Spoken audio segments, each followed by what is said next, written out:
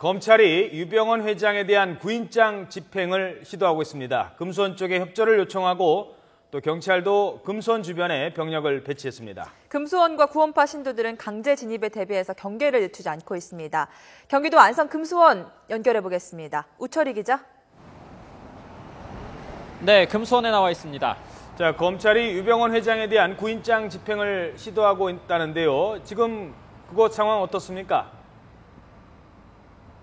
네, 아직까지 이곳 금수원 입구에 검찰 수사관들의 모습이 보이지는 않고 있습니다. 당초 검찰은 오늘 아침 유병헌 회장에 대한 구인장을 집행할 계획이었습니다. 그렇지만 물리적 충돌을 막기 위해서 구원파 측에 수사 협조를 요청했는데 집행 직전에 서로 입장이 다소 어긋난 상황입니다. 검찰은 현재 이곳 주변에서 구원파 측과 구인장 집행 등에 대한 의견을 조율하고 있습니다.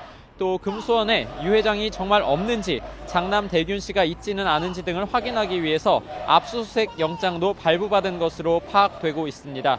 검찰의 구인장 집행 소식이 전해지면서 이곳 금수원에는 이른 아침부터 팽팽한 긴장감이 감돌고 있습니다.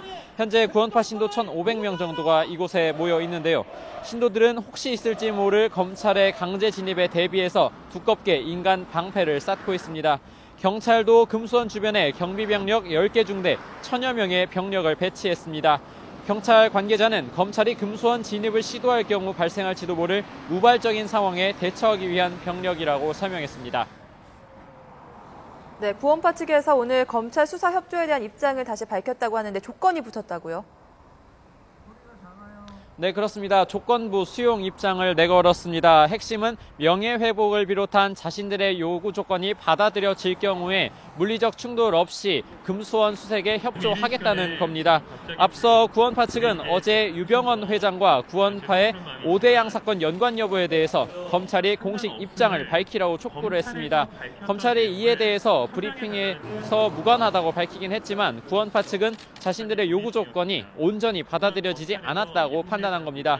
이와 관련해서 그동안 구원파 측의 입장을 밝혀오던 조계용 대변인이 자진 사퇴하겠다고 말했습니다.